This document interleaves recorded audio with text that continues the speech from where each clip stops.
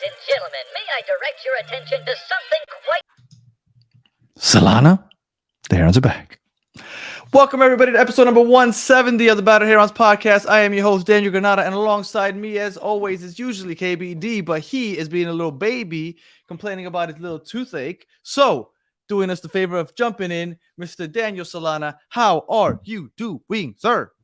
I'm doing absolutely terrible, sir.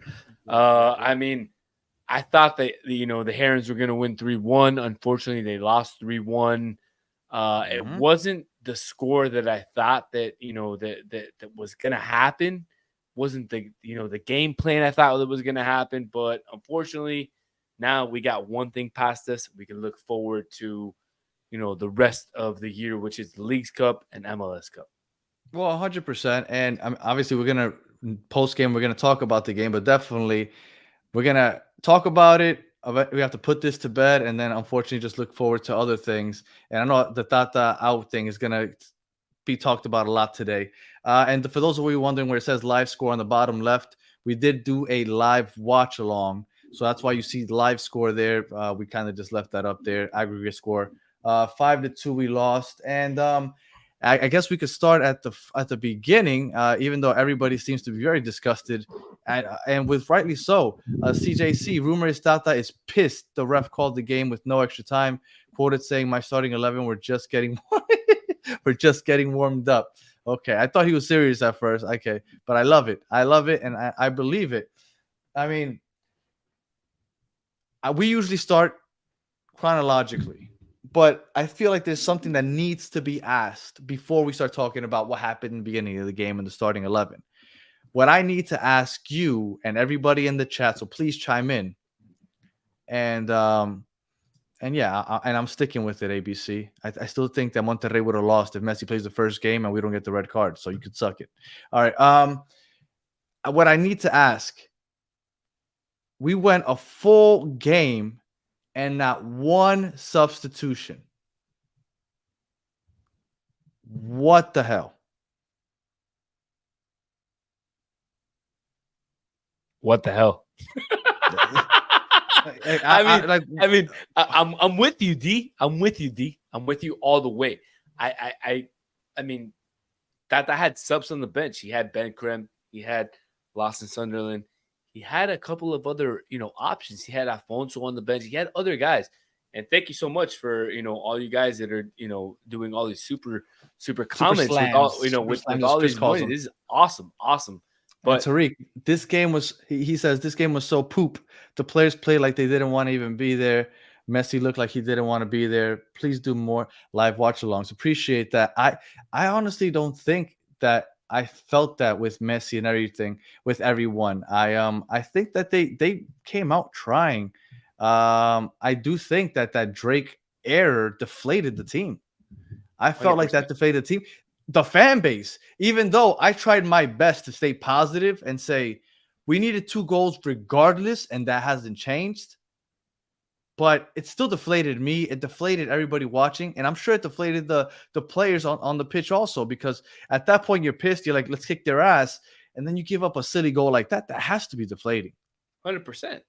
I mean, especially somebody that's played the game and you're in that type of atmosphere where it's, you're playing a final essentially, and your goalie lets a dumb mistake like that. It completely deflates the team. It changes your mentality in terms of your strategy.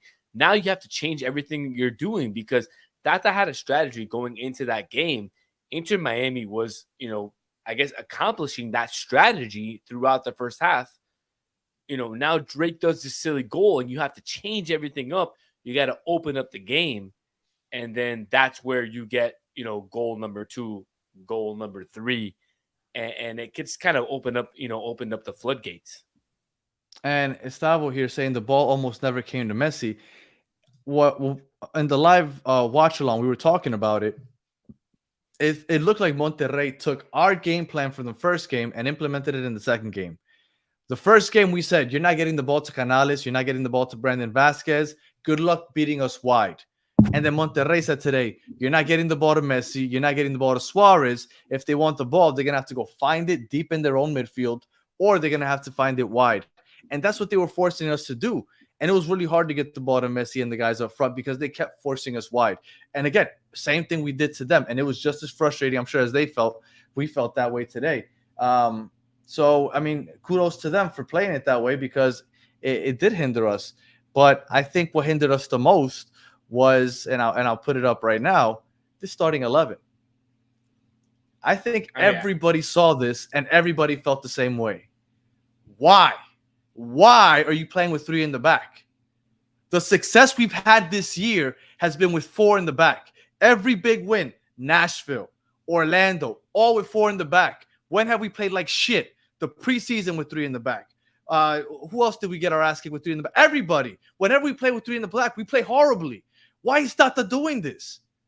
And I always preface it by saying Tata's probably forgotten more football than I've ever learned. But I'm starting to think that he's starting to forget some shit because he's playing. It makes no sense. You don't need to know soccer to know that this shit doesn't work.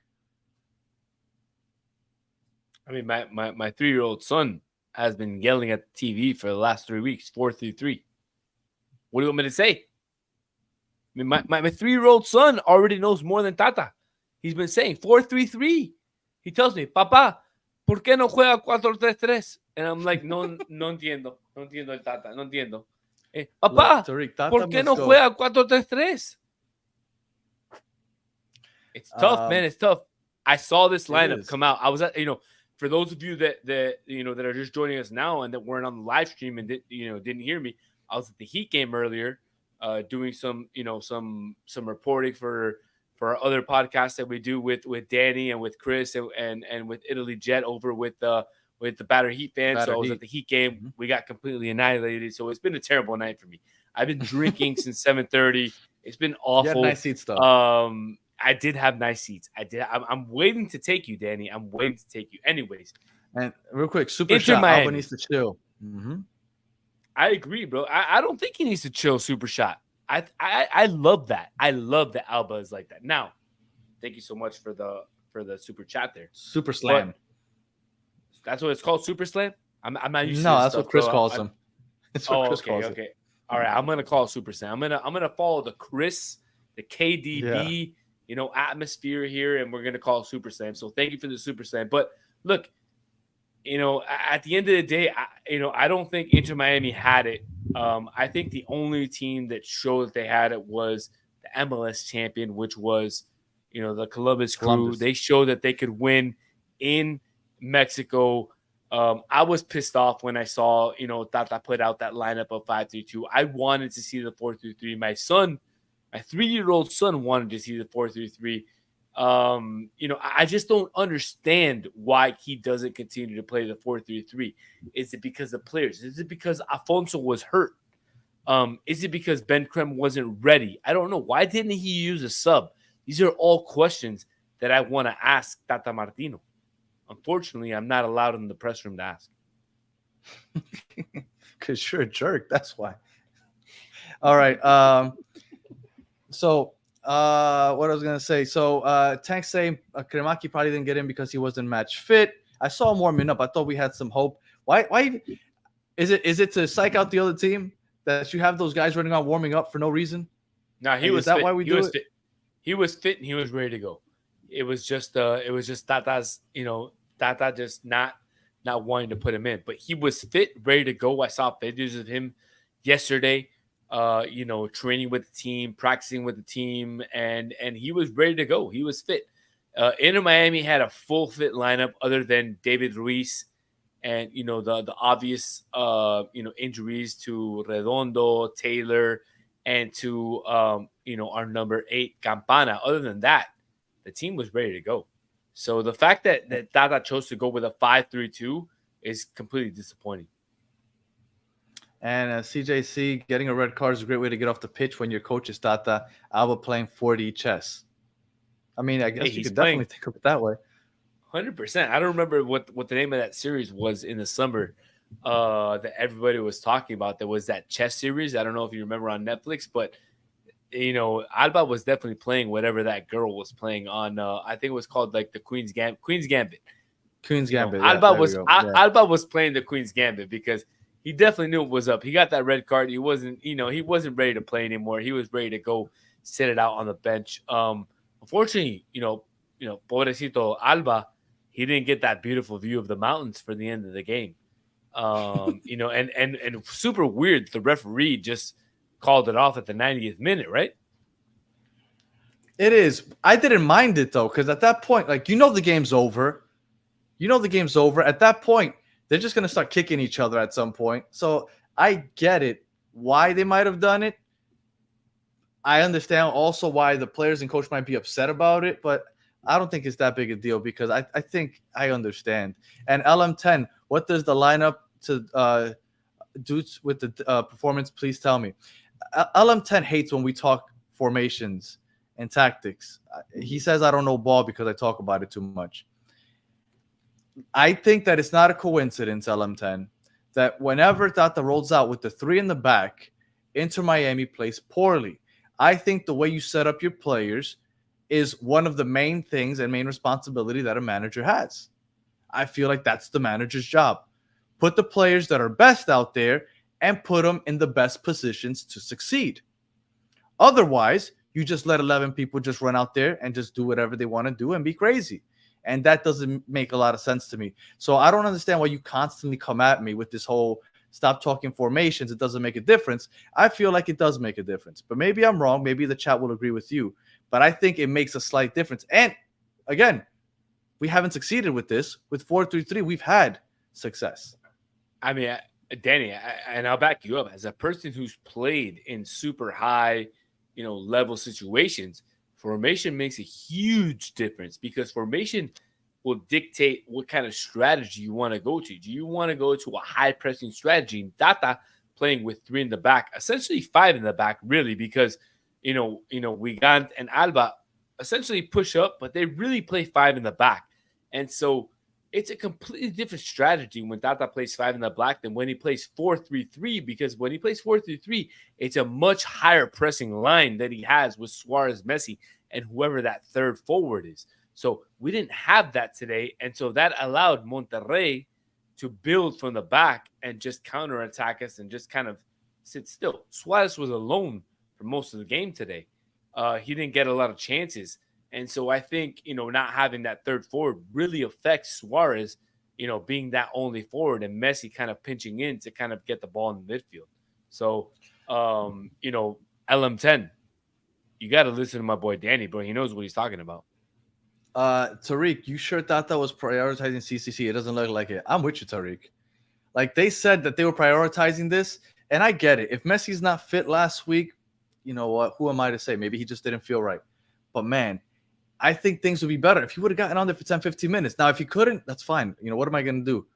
But if you were prioritizing it, man, this wasn't the game to mess around with 3 in the back. And if Messi could have played some minutes, you would have let him play. But apparently he wasn't. And again, I can't keep talking about that because if he wasn't fit, he wasn't fit. I feel like Messi's the type of guy that'll play if he can play. And LM10, you are right. Miami's defense is poor. Now, for as poor, and I mean, obviously today we got scored on 3 times. I mean, they haven't really given up a ton of goals this year. As bad as we kill the defense, yeah, we get beat on the counter once or twice, but overall, we haven't been disastrous. We're not giving up 4 or 5 goals every week. So this is the most goals that we've given up all season, if I'm not mistaken. And I'm looking here at the historical of the Inter Miami season, and I mean, they gave up three goals to Monterrey, 2 to Colorado over the weekend, 2 to Monterrey last weekend. They gave up 4 to New York Red Bulls. Unfortunately, it was that big, weird weekend. Mm-hmm. But they gave away 3 to Montreal, 2 to Nashville, and that's it. I mean, they haven't given up more to anybody else all season. So those of you folks that are complaining about the back line, when Tata has that back line of, whether it be Yedlin, now it's not Yedlin, that fashion, enigma is now in Cincinnati. But, we have Wiegand now. So when we have Wiegand, we have Aviles, Ferre, and Alba playing that back four were pretty solid.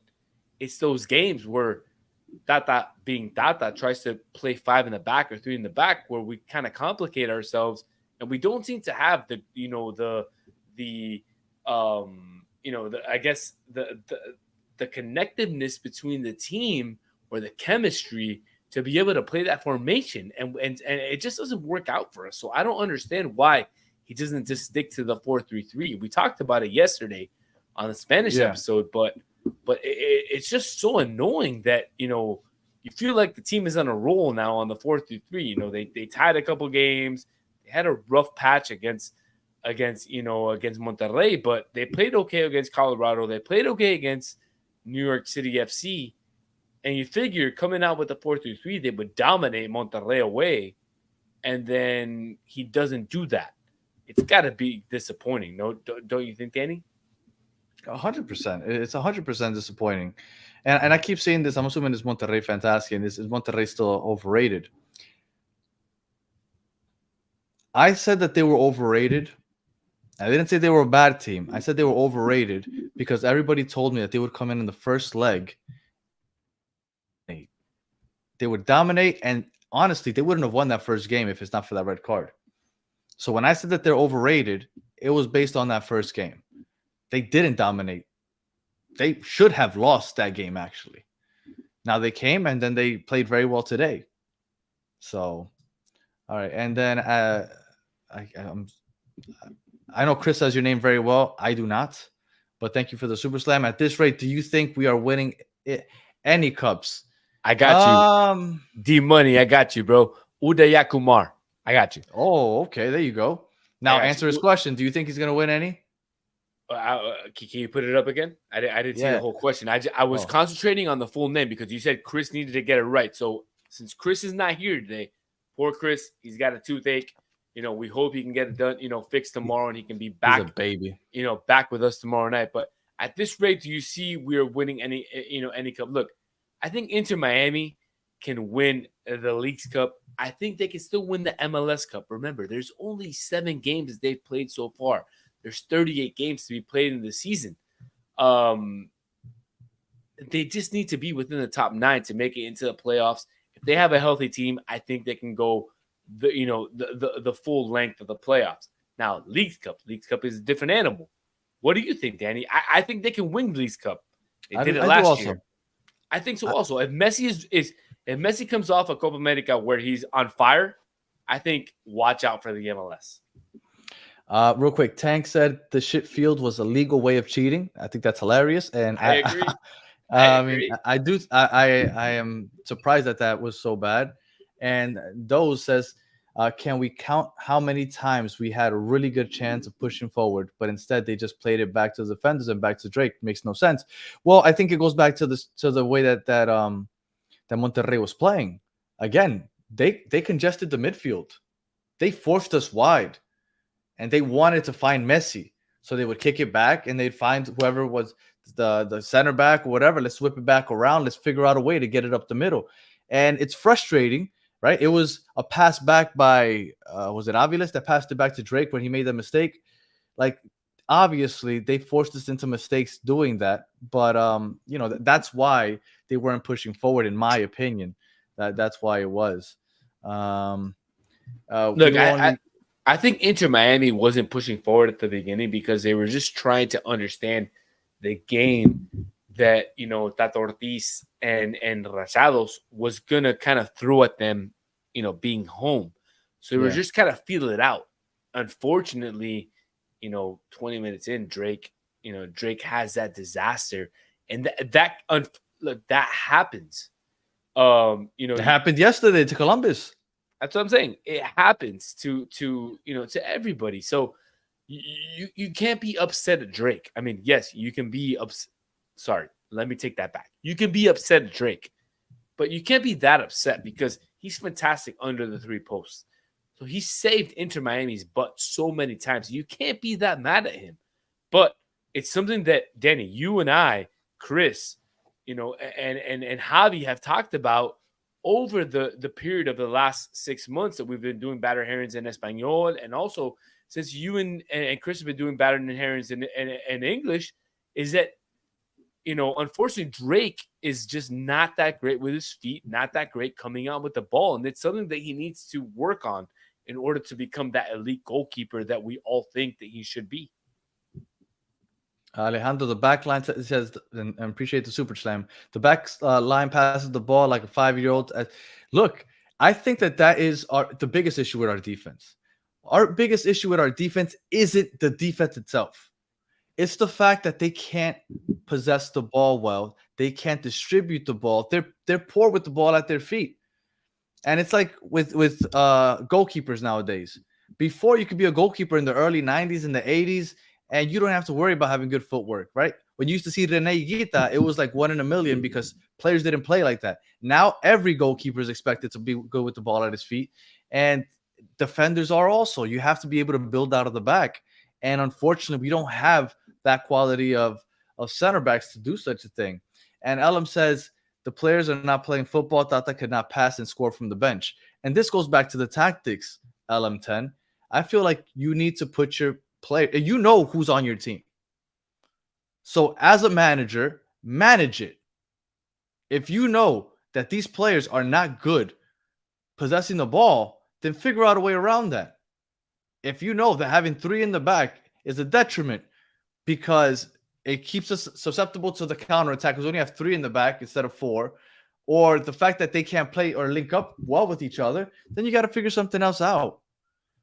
I don't want to say I've been a Tata defender because I haven't, but I haven't wanted to come down on Tata either because I feel like, for the most part, he hasn't lost much since he's been the coach here. But today was frustrating, and it's really hard to defend him after today.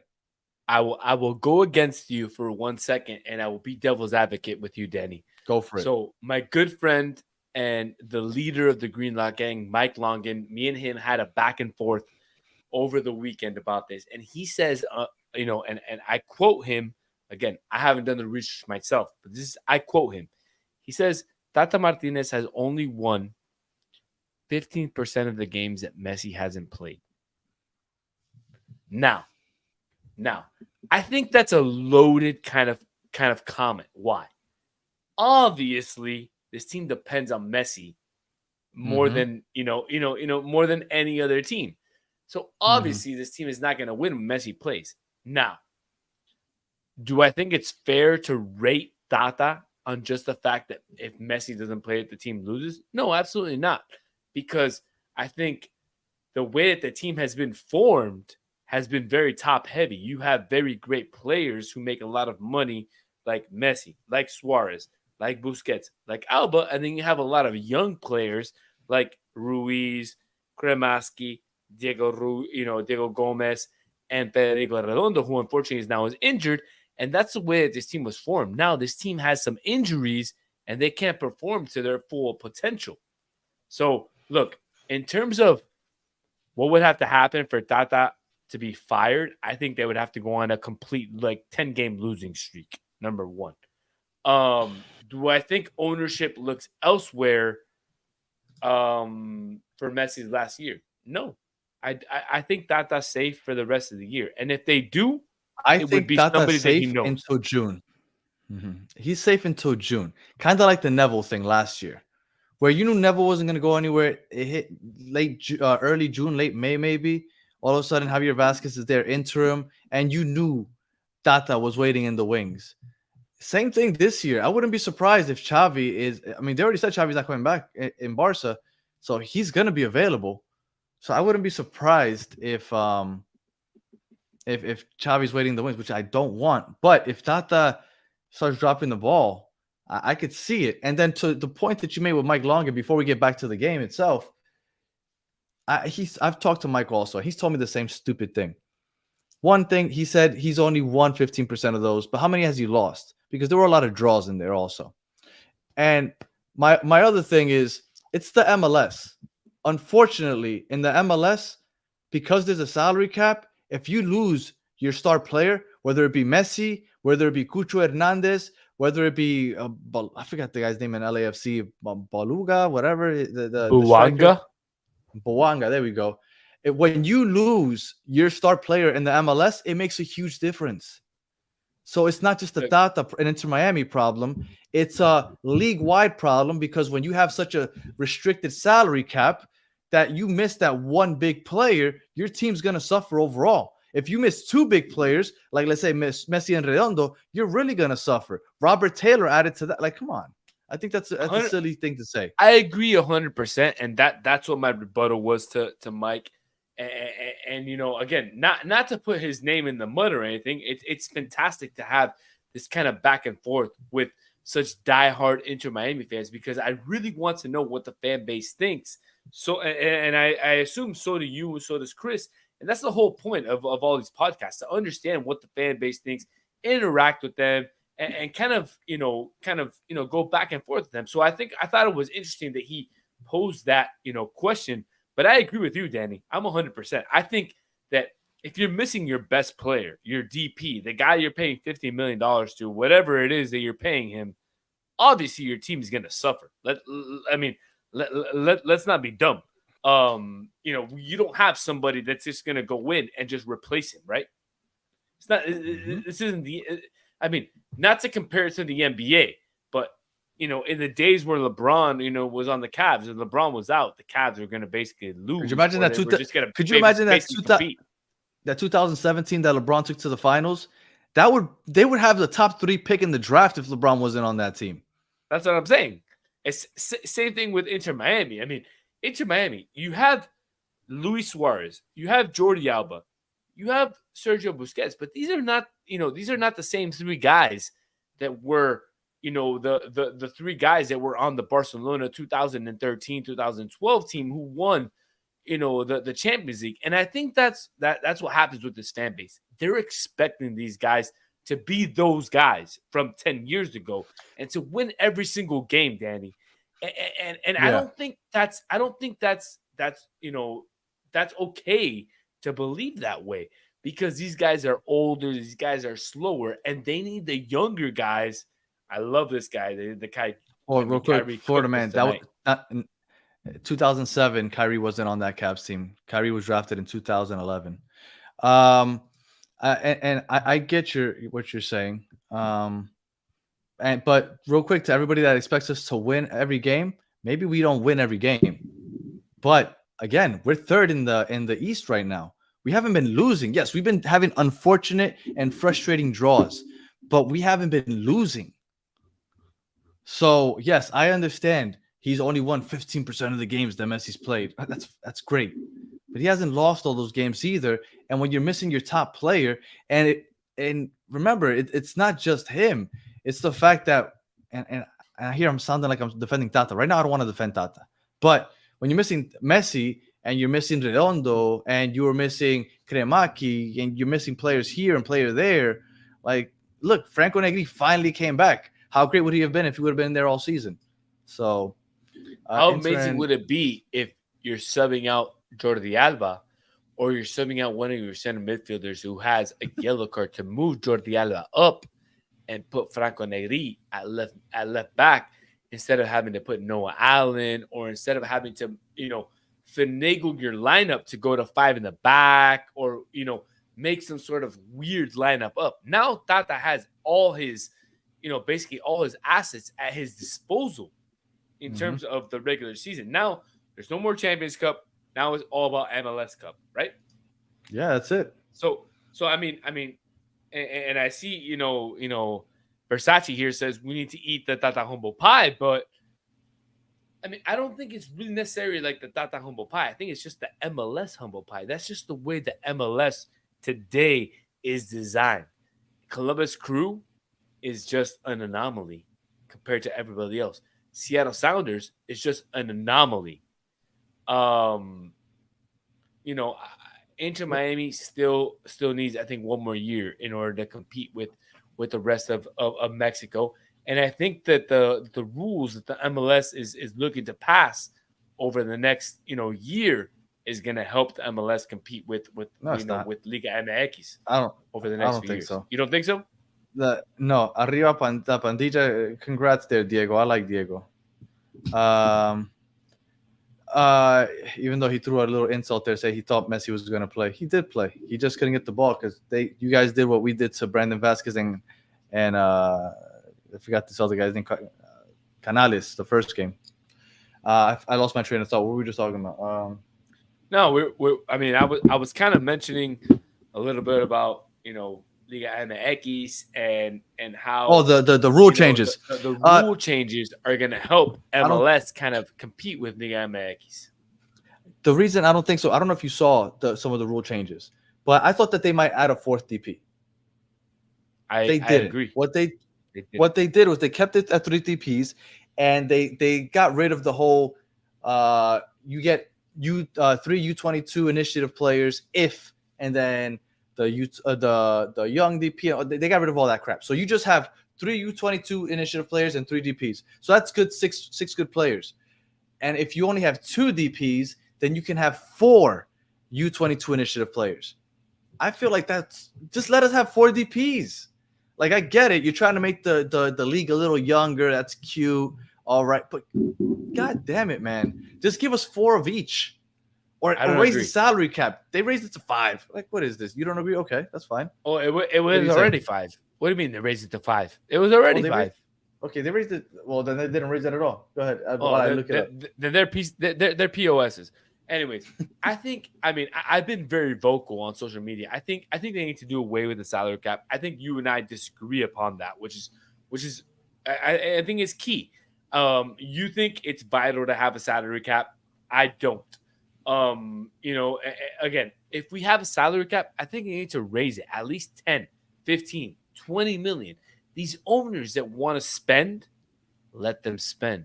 The owners that are in the small markets that don't want to spend, that's their problem. Like, at what point do we just continue to allow parity just to allow parity instead of allowing our owners, Jorge Mas wants to win. He wants to sign the best players possible. He's not allowed to. How's that fair? I think it's fair because you want parity in the league. Like, I know that you are okay with it because you're accustomed to it all over the world.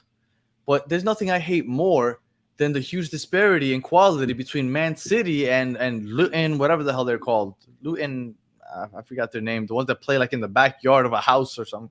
Like, I think that it's ridiculous, the extreme difference in quality between those two teams. You got to bring that gap a little closer. I feel, and especially more than anything, because in this country, the fan base isn't large enough to survive a team completely shitting the bed and being uncompetitive for other people to start watching it. You need to have the competitive nature in there to get more fans. If I know that my local team sucks and that all the good teams are always going to be good and my team's always going to suck, why would I become a new soccer fan? I already have enough torture with my NFL and NBA and all those other teams. If you're trying to grow the sport, I don't think it makes sense to get rid of the salary cap, which is just a conversation for another day. But no, I mean, we could have literally 3-4 episodes just on this topic. So I mean, let's skip it. And I joined I was on with Tactical Manager yesterday talking about this, which I actually had somebody else on, and they were very knowledgeable, but big time talkers. So I didn't get too many words in, but yeah, we were talking about this just yesterday with Tactical Manager because I just don't think it works here. All right. I mean, we can get into the game. I mean, I know we're like 35 minutes in, but just real quick, there were no subs. Overall, we held possession 60% of the time. And as far as scoring goes, I think we both agree when Brandon Vasquez scored that goal in the 31st minute that deflated the team. It was a huge mistake by Drake. I know I've seen a lot of people say, oh, we need a new goalie. I think Drake is still, especially by MLS standards, I think Drake is great. It's unfortunate what happened. It really is. But I don't know. I still would ride with Drake. He made some great saves today. Look, you can cut this clip if you want. You can put it on full focus if you want, but you can cut this clip. Drake Callender is by far the best goalkeeper under the 3 pipes in the MLS, and I have zero doubt in my mind. Now, does he have trouble coming out with his feet? Absolutely. Does he have a little bit of confidence issues coming out on set pieces? Absolutely. But does that take away from the fact that he's the best goalkeeper under the three pipes? No. Now, did those other two pieces affect our outcome today? Absolutely. Does Sebastián Saja need to, work with him more on this? Absolutely.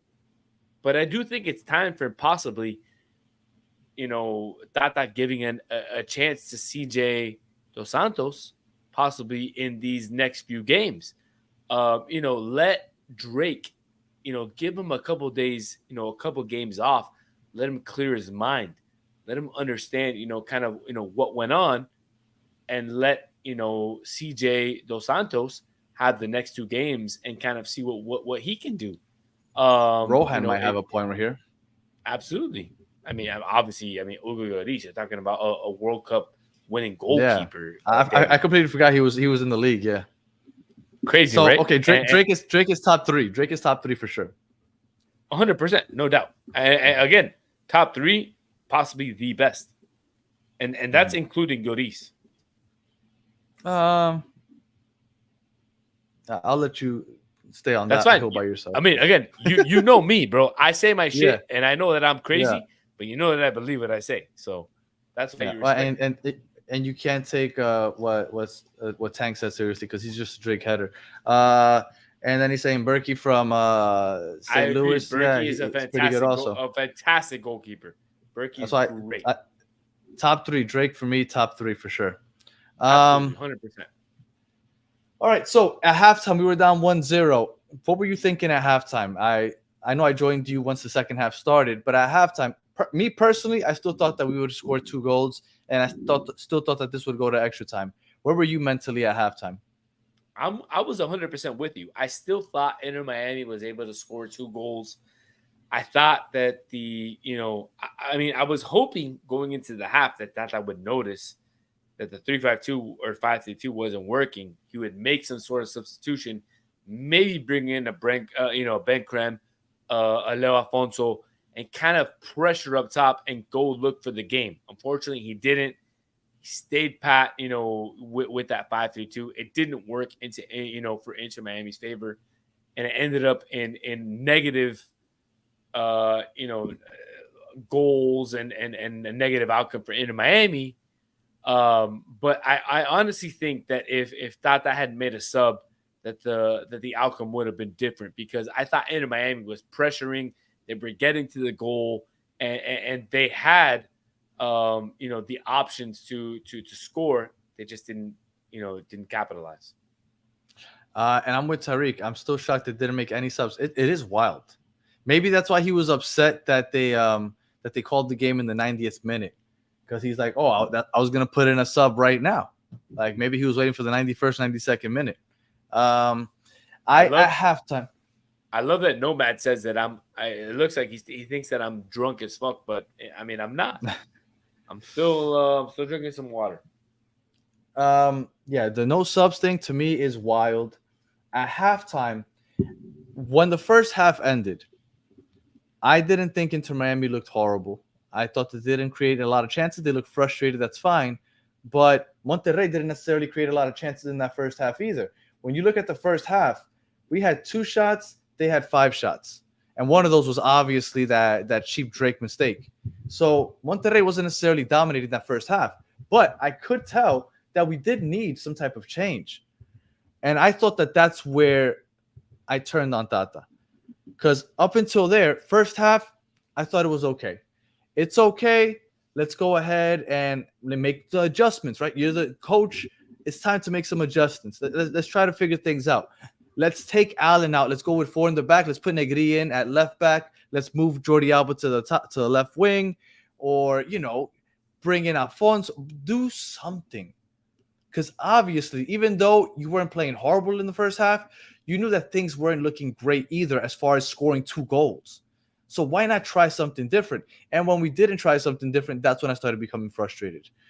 When the 60th minute comes, and at that point, they already have 2 goals, and no changes are coming, that's when it starts getting more frustrated. You're waiting for something tactically, or a substitution, something, but we got absolutely nothing. At that point, that's when Tata lost me. Tata lost me at that point because it's frustrating to see how stubborn he is. I mean, what can you say about Tata? Um, Look, am I pissed off that he didn't make any subs? Obviously, he had Ben Krim, he had Negri, he had Yannick Bright, he had Sunderland, he had Afonso, he had Borgelin. Obviously, these are not attractive names, right? These are not names that you'd be like, oh my God, these guys are going to come in and make a difference. These are fresh legs. These are guys that have proven they can play in MLS games. And don't get me wrong, Monterrey, and I saw in our comments, folks I've been asking if Monterrey is overrated or not. Monterrey is not overrated. No, they're Monterrey a is good probably team the best team in in North Mexico. America. Yeah. In North America. But let's talk about, we're talking about Mexico, but probably the best team in Mexico. But these other guys that I've been talking about, the Yannick Brights, the Leo Alfonsos, the Ben Krems could have made somewhat of a difference in terms of legs. Remember, these guys, Sergi Busquets, Diego Gomez.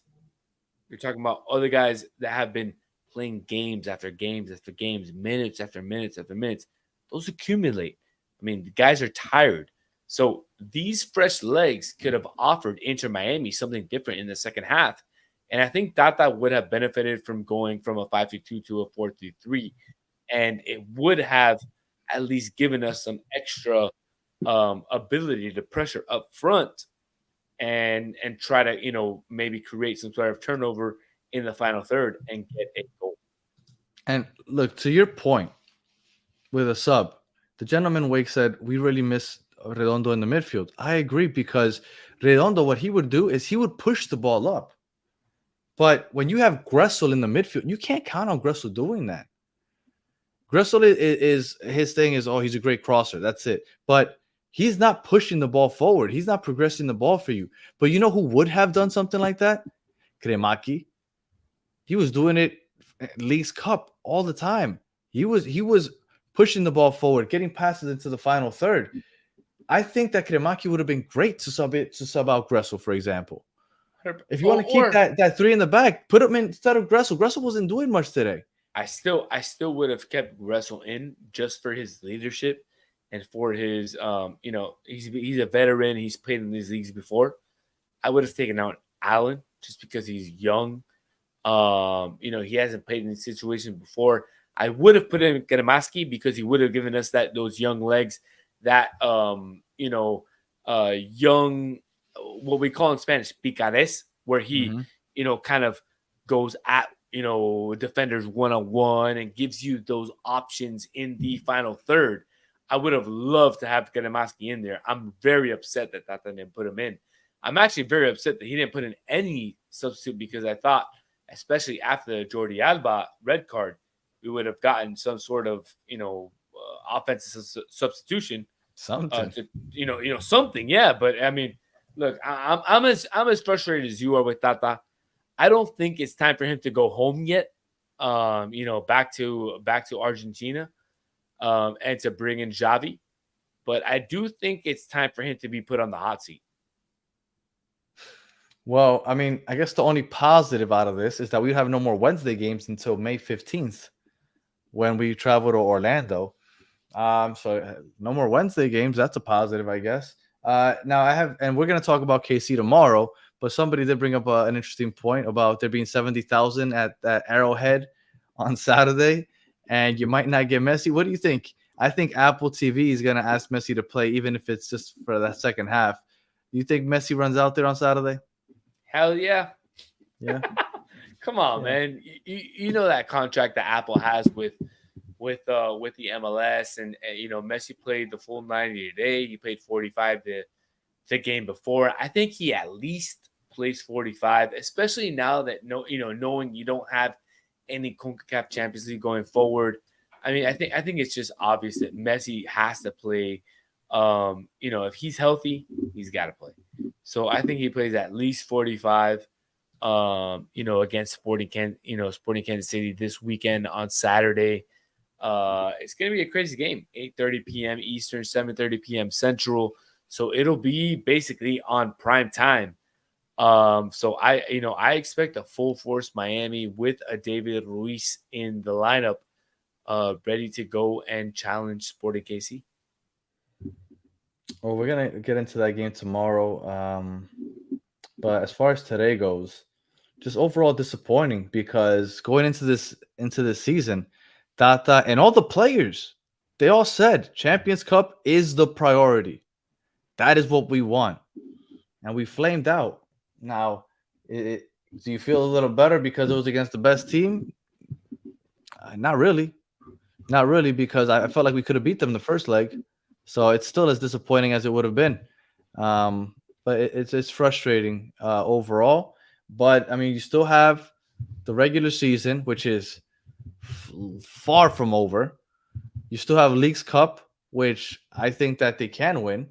They won it last year. I don't see why they wouldn't be. Well, I mean, if you run into Monterrey again, who knows? But I think that they aren't. And Chukho says they aren't that good. Monterrey is just going by the rankings of teams in CONCACAF. They are actually ranked number 1. They are the best team in Mexico right now. But the reason I say that they are good is because they are good.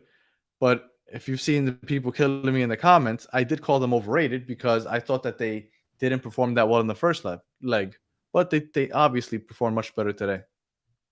Alejandro, thank God we scored 1 goal. Alejandro. Yeah. I mean, we got one. So for sure. And I don't think shout out for that supportership. Hey, shout out for KDB's favorite player, Diego Gomez, on getting that header goal. I mean, I'm sure he was so happy and he screamed that goal like if it was, the end of his life. But I know Chris is a big supporter of Diego Gomez. So, shout out to Diego Gomez and shout out to Chris, supporting that goal. I know he was fired up with that for sure. Was it Diego Gomez that turned the ball over for that last goal? He did. That's why I didn't want to mention anything. But I wanted to mention the goal. I didn't want to mention the turnover, but of course, D-Money, you got to mention the turnover. You have to. And Dennis saying MLS Cup or bust, 100%. I came into the season saying you need 2 trophies. That's what I always said. You're down to only 2 possible trophies. Now, supportership doesn't count as a trophy. So it's either it has to be Leagues Cup and MLS Cup. Absolutely. It has to be. Absolutely. I think MLS Cup is a must. I think that was always the number 1 priority, really. I think front office, Jorge Mas and the players always say Champions Cup because Juan, go ahead. Just real quick to answer Juan. Yes, they're actually in 3rd place right now. So just for him asking. Go ahead. Absolutely. I'm sorry. No. I was just saying that, considering that, Tata and the front office said that Champions was the priority. I think realistically, they know that the priority is winning MLS Cup, winning Leagues Cup, something that they know that can be attainable. And, look, CONCACAF is a tough league to win. Only one MLS team has won in the history, and that's Seattle. And now only one MLS team is going into the DC semifinals. won it also. Columbus. They did? Oh, well. Yeah, I'm in the late incorrect. 90s. Well, I'm incorrect. That was in the late 90s, though. So thank you. So before it was like real. Yeah. But I mean, Columbus proved it yesterday that somebody can win in Mexico. Unfortunately, Inter Miami couldn't. But I think again they were, they were, succumbed to, unfortunately, a young player who got a red card in the first leg.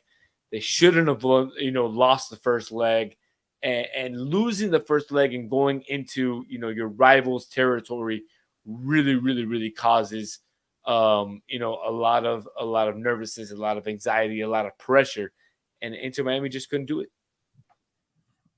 100%. Mitch said tonight, I am truly a battered fan. Yeah, man, I'm with you. We all are. Yeah, we're a battered family here. And for those asking, July 26th is when Leagues Cup begins. So, I mean, I can't see why we wouldn't win that. I mean, obviously, it's not going to be easy, but definitely got to go on it on that. And CONCACAF isn't a tough league; it's a frustrating league. Yeah. It's a federation, but 100% frustrating and battered. Yes. All right. So overall, Chris, Solana, we're coming to an end here. Your final thoughts on tonight's game and just the performance overall in Miami's first international appearance. Look, I mean, overall, they were able to pass, one of the series. They were able to get past Nashville. Unfortunately, they weren't able to get into, semifinals and finals, which is what the fan base and what the world really wanted. They were stopped, unfortunately, by the scheduling and by a tough, opponent in Monterrey. And if you're gonna lose to somebody, I think Monterrey is the right, the right foe to lose to. Unfortunately, it sucks. Tariq, stay off Twitter for the next few days if you don't want any headaches. Never. Yeah. I'll be on there tomorrow. I'll be on there in 20 minutes. I got a notification that Eddie actually tagged us in something, so I can only imagine what I'm gonna look at my phone and see on Twitter. But just wait till I tag him in what I have tomorrow.